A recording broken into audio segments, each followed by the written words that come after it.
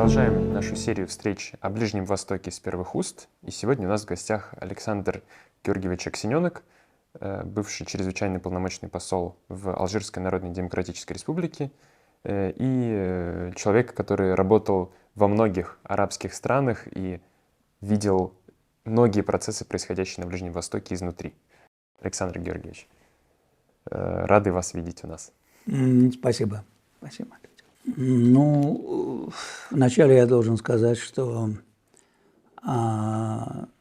из своих 37 лет на дипломатической службе 20 лет пришлись на работу в посольствах Советского Союза и затем России за рубежом.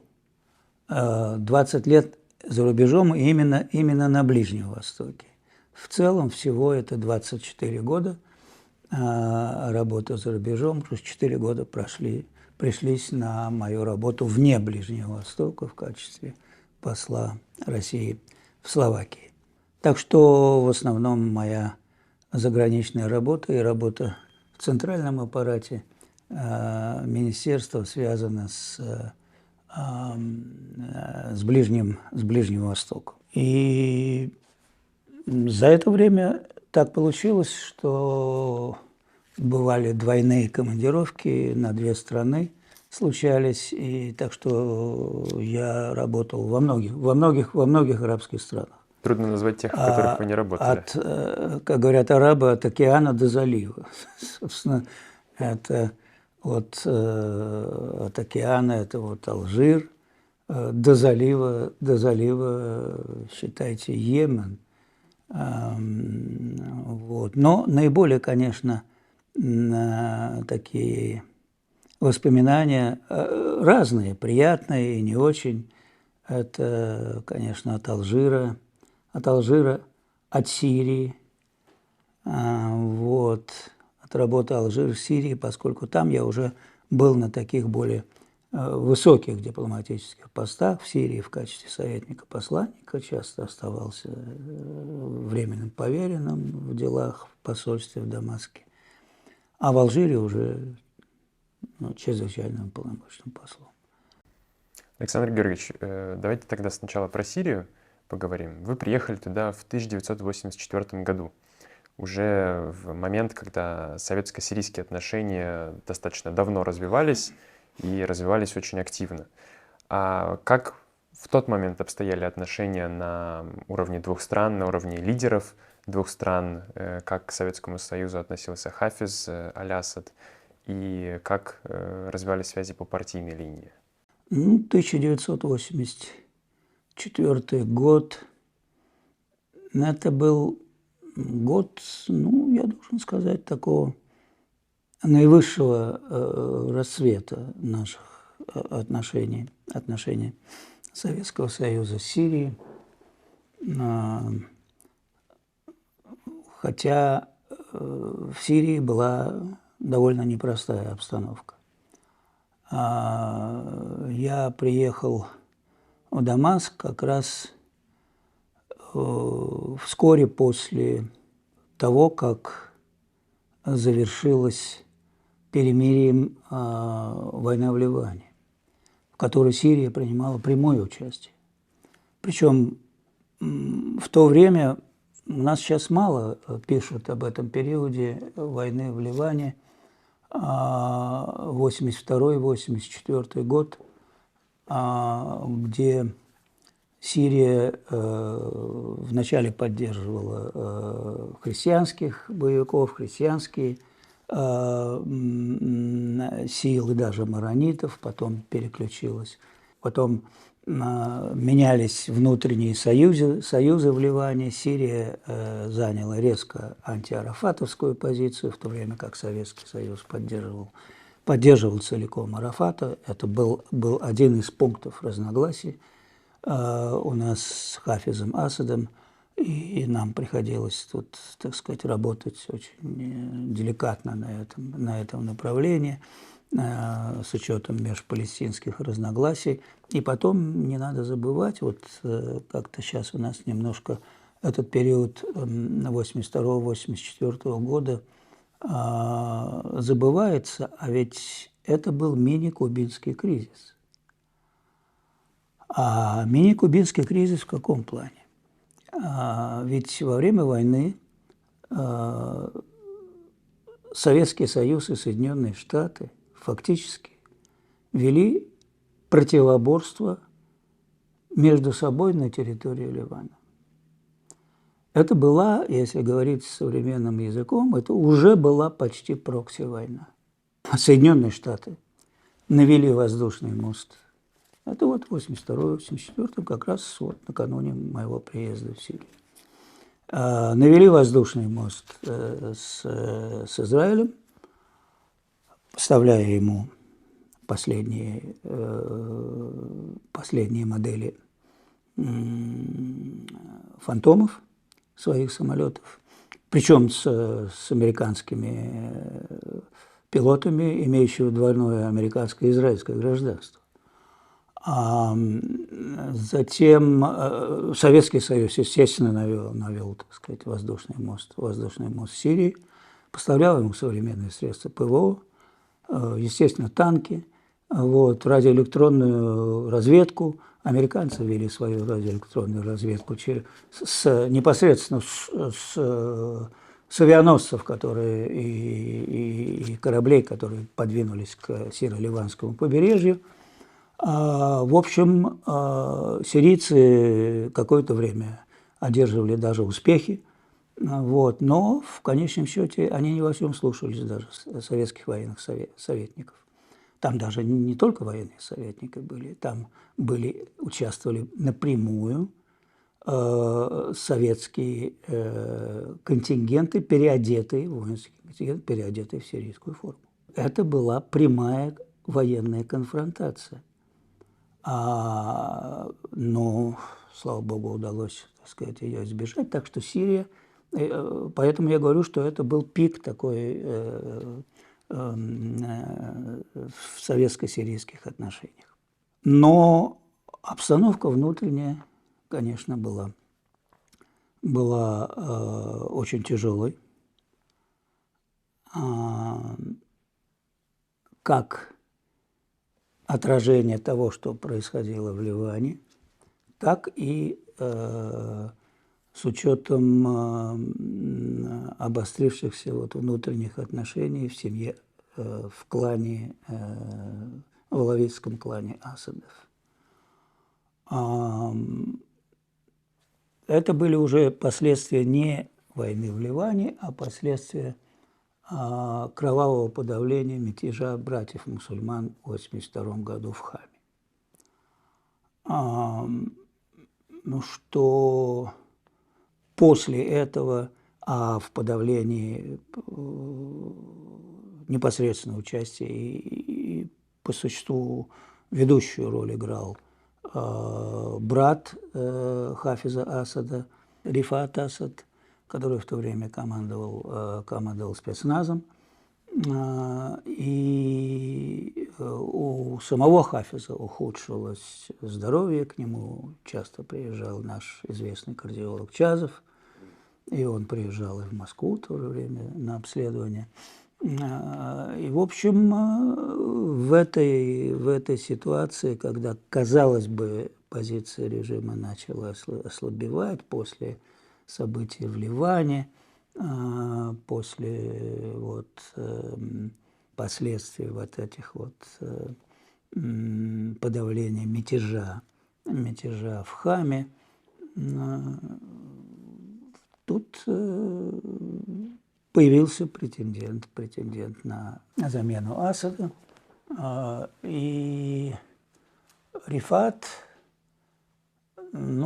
по тем слухам, в Сирии тогда таких электронных средств массовой информации не было.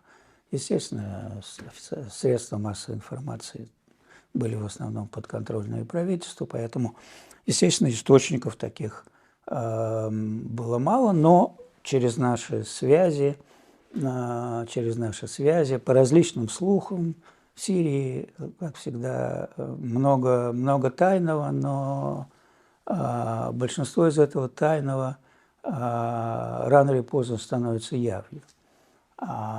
Поэтому действительно просачивались сведения, что Рифат претендовал на власть. Отношения складывались тяжело, и, насколько вот мне известно, Хафиз очень сильно переживал этот период, этот разлад семейный, потому что алавитское меньшинство в Сирии сильно именно сохранением солидарности и сплоченности правящего семейного клана. Так было исторически с момента того, как вот Хафиз Асад пришел к власти, фактически баасисты с 1963 года у власти, хотя с 1963 года они не полностью находились. Ну, в общем, можно считать, что с 1963 года у власти в союзе с другими военными, принадлежащими к другим политическим, сирийским и другим политическим течениям. Но с 1972 года уже, так сказать, полностью консолидировали монополию партии власти, партии Баас на власти. И вот этот период вот как раз отличался вот этими двумя чертами, так сказать, вот внешняя угроза, нерешенный еще вопросы в Израиле, с сирийским присутствием, и второе, вот это вот внутренний разлад. Поэтому период был довольно тяжелый, поэтому Асад, конечно,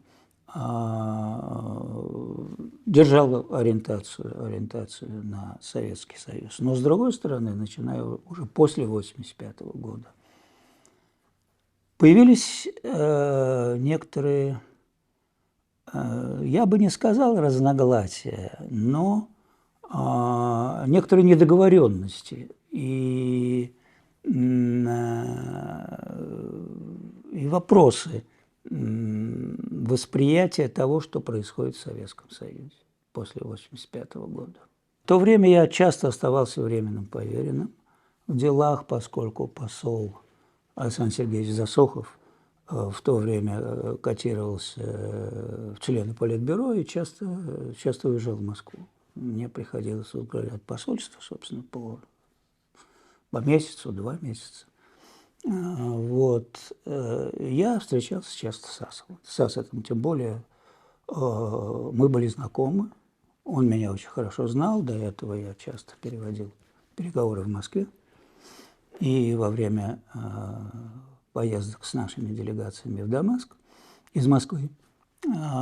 Поэтому я с ним встречался не только по поручению из Москвы, но и несколько раз в личном плане, причем даже по его инициативе. И я должен сказать, что, ну так, по-сирийски, тонко, не прямо, а где-то вот с такими-то какими-то заходами, он давал понять, что у него есть опасения. Не выйдут ли события, не выйдет ли Горбачевская перестройка, и вот эта демократия без границ из-под контроля. Он такими часто об этом говорил. Но очень тонко сирийцы, они в их чертах характера, так сказать, некоторые вопросы, даже те, которые вызывают, так сказать, разногласия, ставить как-то не прямо, не в лоб, в отличие, может быть, от иракцев. Народ более прямой, более жесткий. Так что вот на этой почве где-то с 85 по 88 и дальше, естественно, до 91 года были вопросы большие, связанные с темпами политических реформ в Советском Союзе. И я бы даже предположил, что что позиция в отношении реформ, запоздание с реформами, которые привели, собственно, возможно, не полностью, но во многом к событиям 2011 года, было связано с тем, что отец, безусловно, делился своим отношением с Башаром Асадом, когда его готовил к приходу к власти. У него был период, когда он проходил эту подготовку, вернувшись спешно из Лондона.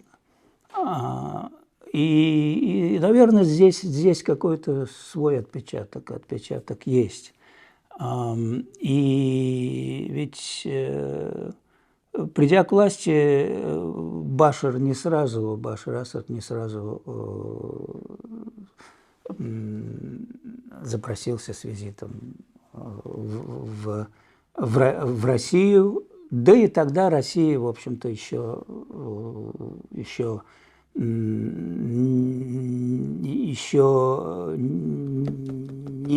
не вернулась на Ближний Восток в той форме, в том объеме, который был во времена Советского Союза. Вот, собственно, так вот мои впечатления от отношений между советско-сирийскими и российско-сирийскими отношениями, если... А как складывалось отношение в Алжире, когда вы уже стали послом в Алжирской Народно-Демократической Республике? Как там смотрели на то, что происходит в Советском Союзе? У Алжира же тоже были очень близкие отношения с СССР. В Алжире там была несколько обратная картина, потому что я приехал в Алжир как раз в 1991 году. Я приехал в Алжир, когда развивались параллельно аналогичные процессы и в Советском Союзе, и в Алжире. То есть процессы либеральных политических реформ, демократизации, переход к многопартийности, к отмене монополии партии на власть, КПСС в Советском Союзе, Фронт национального освобождения в Алжире. В Алжире уже к этому времени было легализовано около 50 партий, в том числе и исламский фронт спасения. Хотя официальную регистрацию он только получил где-то в 1989 году после массовых волнений. Но, тем не менее, Шазли бен Джадид был из числа арабских демократов. И не всегда правильно его роль в истории Алжира подается. Он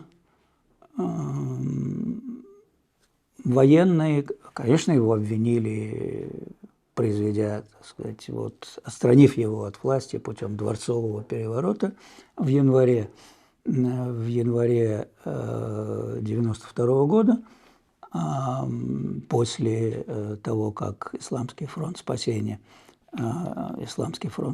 получил более половины голосов в парламенте. И Шазли бен Джадид его обвинили в чуть ли не сговоре, так сказать, с исламистами, хотя это далеко не так. Он рассчитывал кооптировать исламистское движение, расколов его, отделив умеренных от крайних радикалов, кооптировать, установить вот такую, так сказать, коалицию и политическое участие умеренной части Исламского фронта спасения во власти, подавив, естественно, так сказать, радикалов как террористов. И потом об этом мне говорил и начальник его канцелярии. А потом он это сам подтвердил в одном его только интервью 2002 года в газете «Гардиан». Так что Шазли бен Саудит все-таки рассчитывал, что можно работать в демократическом поле и переиграть исламистов, кооптировав их во власть, так сказать,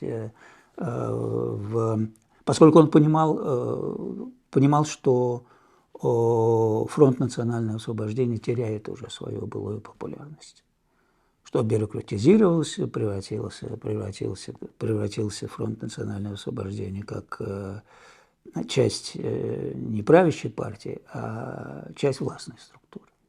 Произошло сращивание. И какое-то время он пользовался поддержкой военных, потому что все-таки реформы продолжались несколько лет. Они начались со середины 80-х годов. Ну, а потом получилось так, что я, не знаю, единственный или нет, из послов, который работал с 4 главами государств в Алжире. Значит, первый, кому я вручал верительные грамоты, это Шазли бен Джадид. В мае 91 года, затем после отстранения его от власти в январе 92 года возглавил, значит, военную структуру, которая спешно была сформирована, в большой спешке, между прочим, Али Кафи.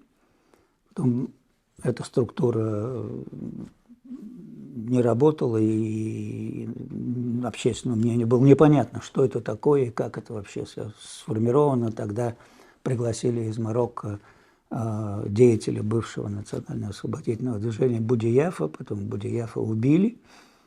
Вот.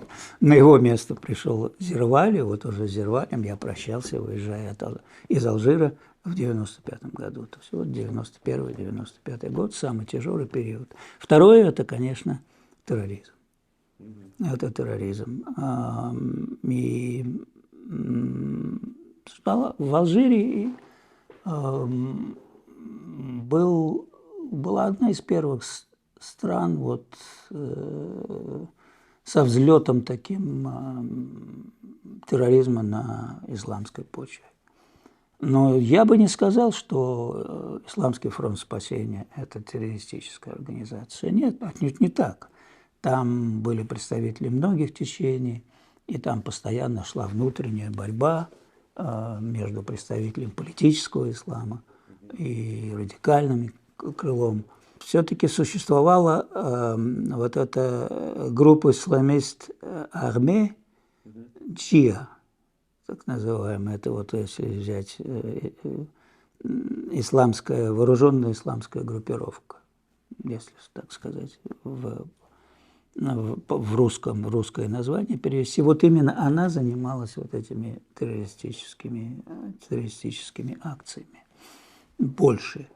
И террористическими акциями, направленными против иностранцев, то есть политическими убийствами. Больше всего пострадали, конечно, граждане Франции и России. Граждане Франции и России. Вот это для меня был, конечно, как для посла, очень тяжелый период.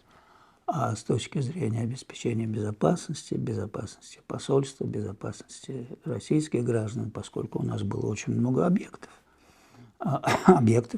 во-первых, строящийся, великолепный, в Жижеле, прекрасный завод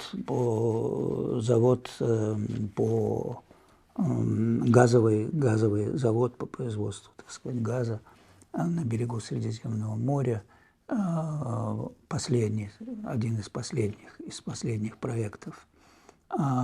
Затем у нас был металлообрабатывающий комбинат в Жижеле.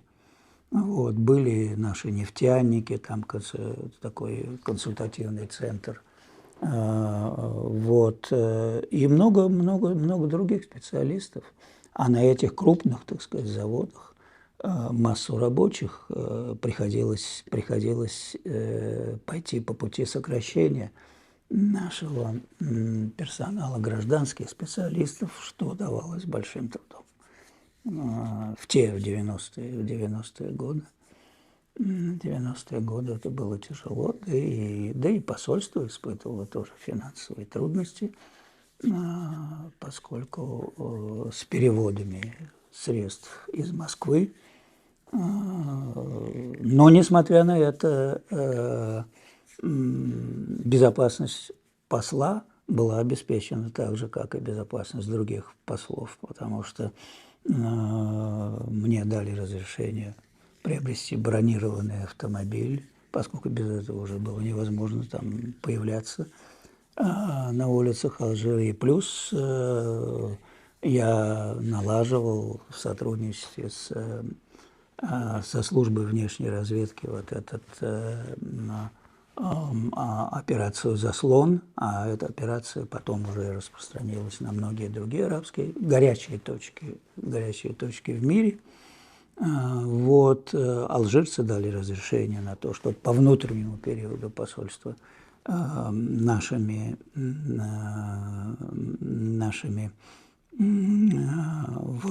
вооруженными представителями спецслужб обеспечивалось, ко мне была представлена личная охрана от Федеральной службы безопасности, поэтому эти люди ротировались, для них это тоже было, так сказать, во-первых, профессионально интересно, и, во-вторых, в материальном плане тоже. В то время это было очень немаловажно, в 90-е годы. Как менялась политика России от Советского Союза к России в Алжире? Изменялась в целом вообще идеология российской внешней политики, менялись приоритеты? Как это отразилось на том, как мы присутствовали в Алжире? Ну, мы старались налаживать связи там, с другими партиями, с новыми лидерами, не только из Фронта национального освобождения.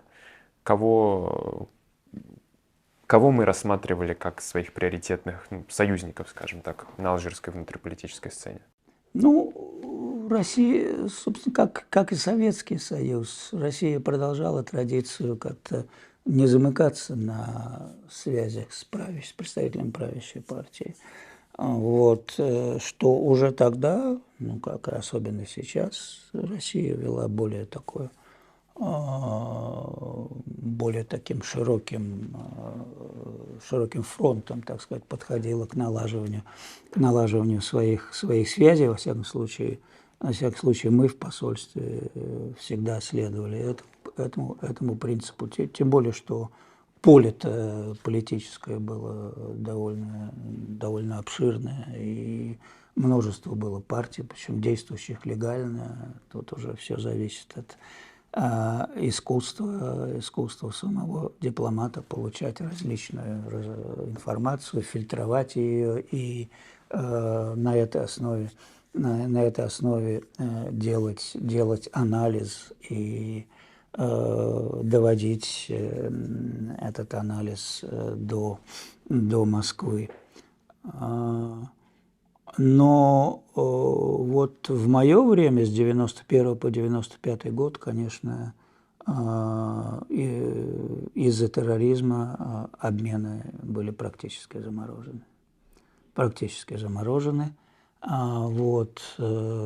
Были приезд из Алжира, в принципе, в Москву делегации не приезжали, в Алжир приезжали представители Министерства иностранных дел один раз, и в конце уже моего пребывания приехал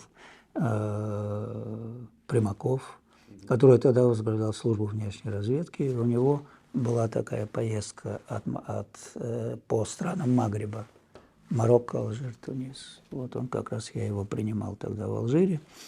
Вот, и я ему сказал тогда, Евгений Максимович, я говорю, один из немногих, кто рискнул приехать в Алжир в такое тяжелое время, ну, как бы в шутку.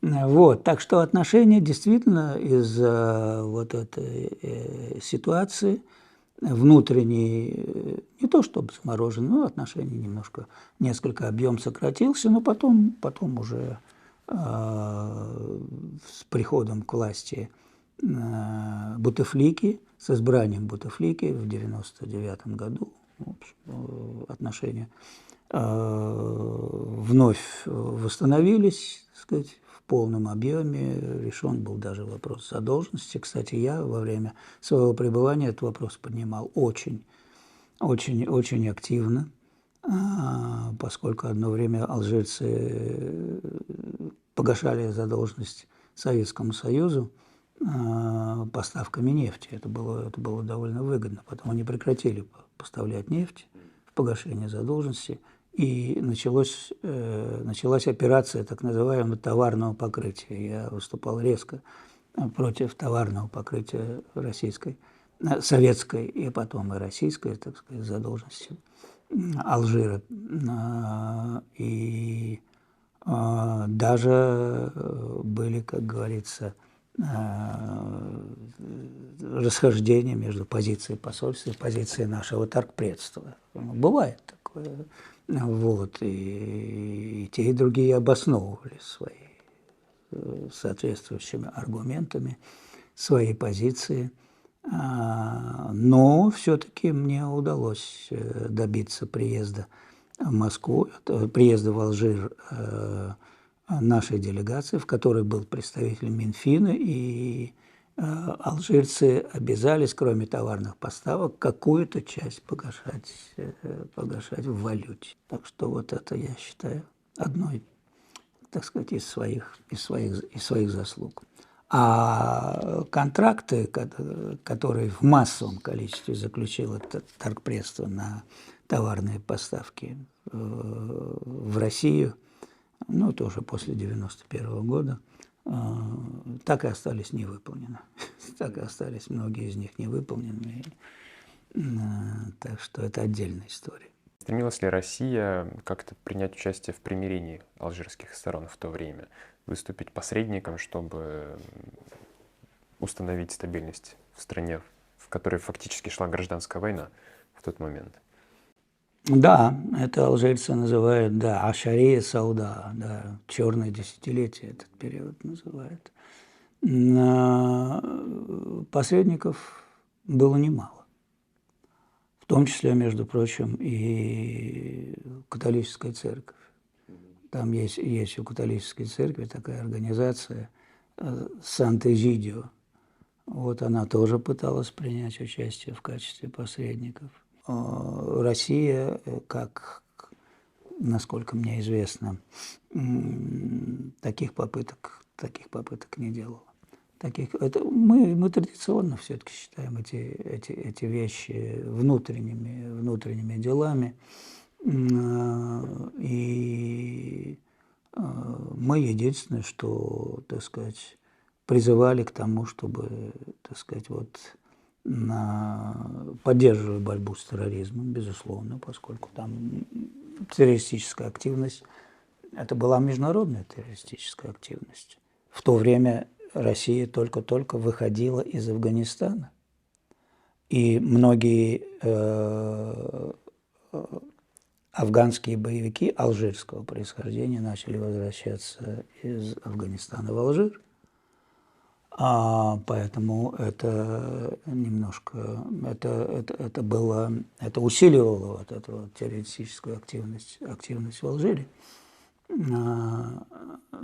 Поэтому вот этот акцент на борьбу с терроризмом уже тогда, так сказать, был в российской политике. Соединенные Штаты, в отличие от нас, и у меня были очень хорошие контакты, вообще в дипломатическом корпусе тогда была хорошая атмосфера, потому что всех объединяла всех объединяла угроза исламского терроризма. Всех стран, поскольку не только французы и россияне были объектами и целями джиа, но и другие граждане других посольств то же самое. И из Западной Европы, хорваты, китайцы. Поэтому в дипкорпусе шел такой активный обмен информацией. Вот у меня было отношение с американцами, там 2 или 3 американских посла сменилось в то время. Так они все говорили, что Соединенные Штаты настаивают на переговорах с Исламским фронтом спасения. Переговоры с Исламским фронтом спасения. В отличие от Франции, которые занимали позицию, так сказать, радикальной борьбы с ИФС, в отличие от Франции, американцы вот придерживались тогда еще такой позиции, которая, в общем-то, потом она прослеживалась уже и дальше, когда, да и когда уже началась борьба с терроризмом в Сирии. Александр Георгиевич, а вы помимо того, что занимались, конечно, непосредственно дипломатической службой, еще очень много участвовали в переговорах на высшем уровне, и как блестящий знаток арабского языка вы много переводили и лидеров Советского Союза, и лидеров арабских стран. Какие, может быть, интересные эпизоды из этой области вы можете вспомнить за время своей работы? Ну, вы знаете, я остановлюсь на 2 эпизодах. Значит, о том, как о своем знакомстве с Хафизом Асадом я уже сказал. Началось с переводческой работы, а потом уже в Дамаске непосредственно, когда я уже занимал официальный пост.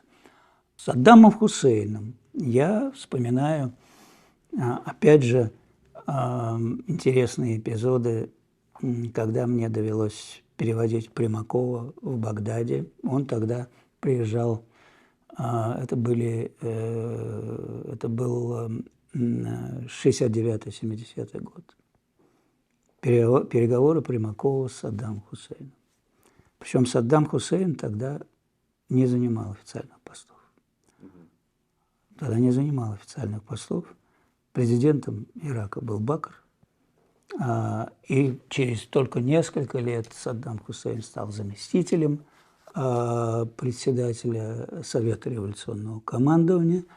Через 3-4 года, а уж только потом, в 1979 году, Бакр как бы по состоянию здоровья отошел от власти, и президентом был избран Саддам Хусейн. Но с 1968 года, когда аббасисты пришли к власти, и по 1979 год Саддам Хусейн был реальным руководителем государства, занимая в 1968 году пост руководителя партийной разведки. И вот тогда Примаков из Каира приезжал в Багдад дважды. Вот мои знакомства с Тариком Азизом, который в то время был главным редактором партийной газеты «Ас-Саура», вот вывели на Саддама Хусейна, и вот мы сидели в президентском дворце, хотя Саддам Хусейн не занимал тогда никаких официальных постов. Переговоры проходили ночью. С 2 до 5 ночи. Да, переговоры проходили ночью. И Примаков имел миссию провести зондаж вообще. Уже тогда было понятно, кто такой Саддам Хусейн, и что этот человек будет стоять во главе Ирака. Саддам Хусейн тогда выдавал, так сказать, Советскому Союзу очень хорошие, так сказать, надежды и по части сотрудничества с коммунистами в рамках Национального фронта, по части автономии курдам, экономическое сотрудничество. То есть разговоры были довольно серьезные. И частично он выполнил вот это видение будущего, но потом все пошло совершенно по-иному, потом начались репрессии против коммунистов, и, как известно, началась война с курдами. Опять, хотя и автономия им была предоставлена, дарована, но затем Саддам Хусейн, он же ее даровал, и он же ее забрал обратно.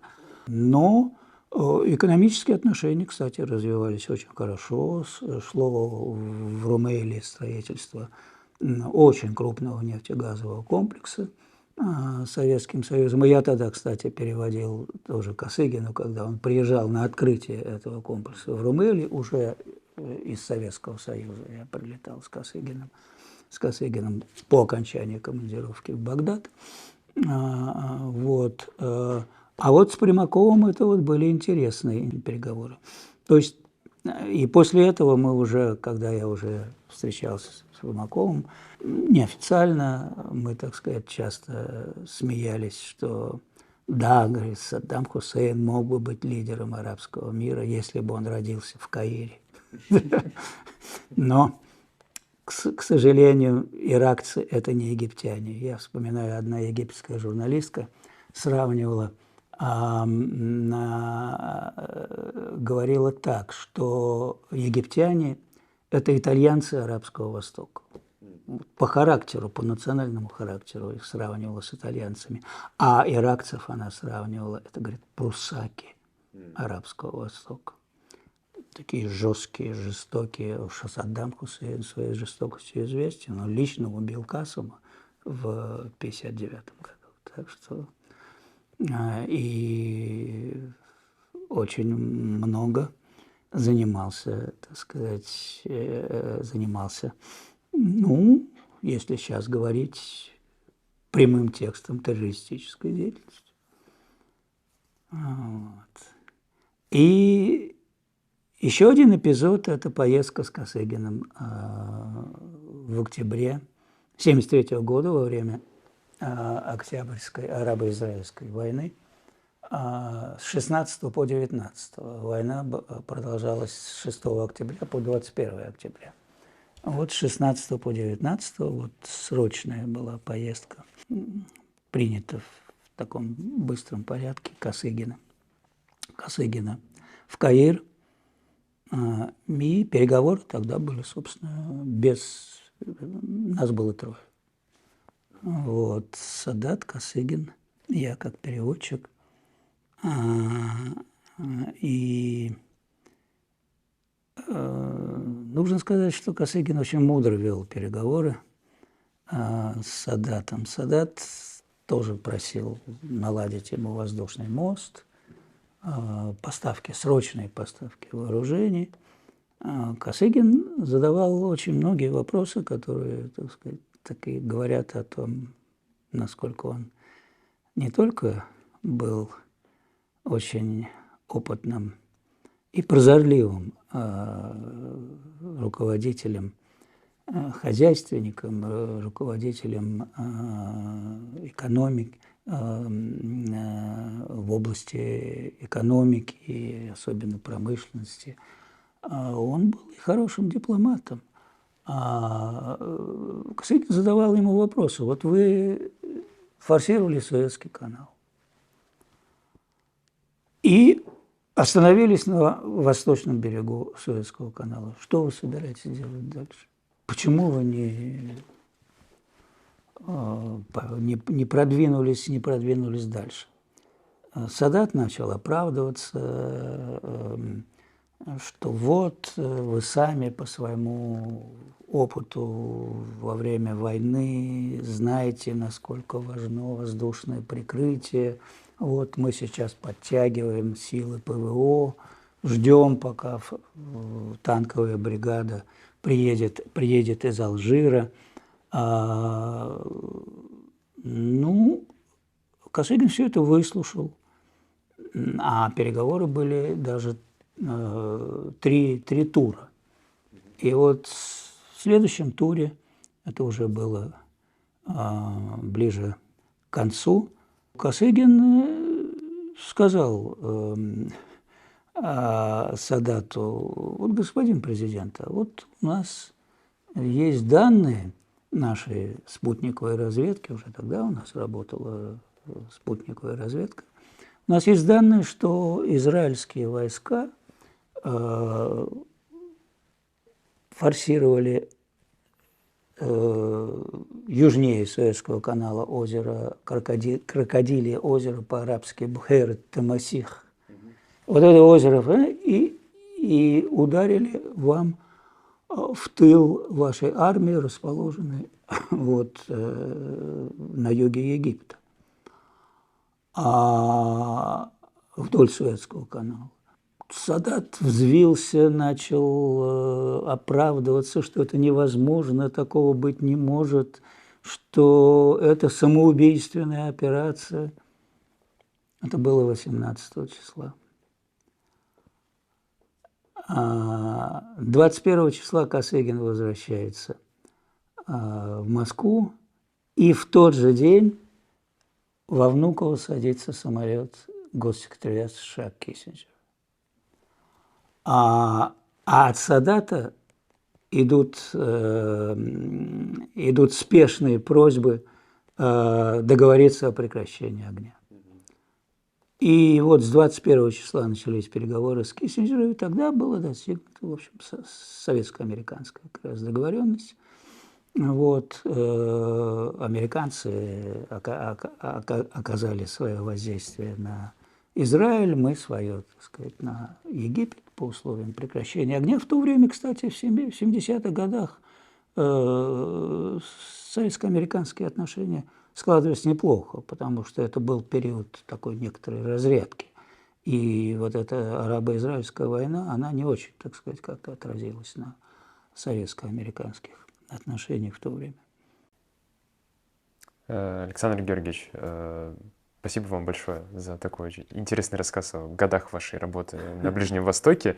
Я уверен, что вы можете часами об этом рассказывать, и не только про Ближний Восток, про Словакию, про Балканы. Но я надеюсь, что мы с вами еще встретимся и запишем еще следующие эпизоды.